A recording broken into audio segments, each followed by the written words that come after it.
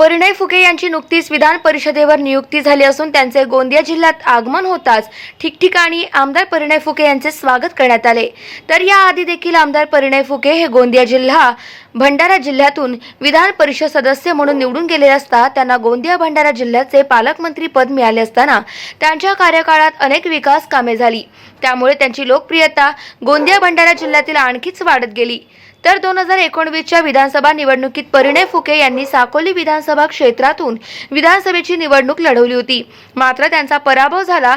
तर दुसरीकडे त्यांचे विधान परिषद सदस्य म्हणून भंडारा गोंदिया जिल्ह्यातून निवडून गेले असता त्यांचा 6 वर्षाचा कार्यकाळ 2023 मध्ये संपताच परिणय फुके हे आमदार म्हणून निवडून येत त्यांनी गोंदिया भंडारा जिल्ह्यातून पालकमंत्री पद भूषवत जिल्ह्याचा विकास करावा अशी इच्छा कार्यकर्त्यांनी व्यक्त केली असता नुकतेच महाराष्ट्रात पार पडलेल्या निवडणुकीत परिणय फुके यांना उमेदवारी जाहीर होताच त्यांच्या चाहत्यांनी जल्लोष व्यक्त केला।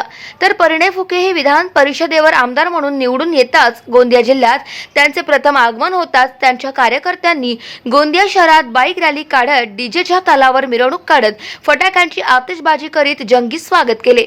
तर आमदार परिणय फुके यांनी देखील कार्यकर्त्यांचा प्रेम पाहता सदैव गोंदिया भंडारा जिल्ह्याच्या विकासासाठी तत्पर राहणार असल्याचे सांगितले।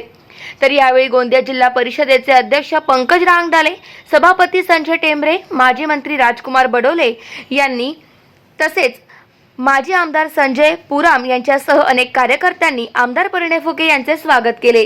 आमदार निवडून काय सांगणार? नाही, फार आनंद झाला। आज मोठ्या प्रमाणात गोंदिया जिल्ह्यामध्ये संपूर्ण ठिकाणी मोठ्या जल्लोषाने सगळ्यांनी स्वागत केलं।